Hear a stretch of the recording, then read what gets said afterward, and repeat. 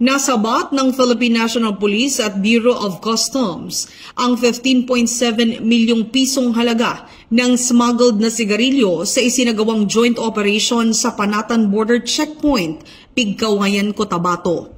Nahuli ang 2 Fuso trucks na kargado ng 20,000 reams ng Fort at Berlin cigarettes. 6 na sospek na kinilalang sina alias Carl, Joy, Mike, Rods, Antoy at Roy ang naaresto at kasalukuyang nasa kustodiya ng PNP. Ayon sa PNP, bahagi ito ng pinaigting nilang kampanya kontra smuggling, lalo na sa mga lugar na madalas gawing ruta ng illegal trade.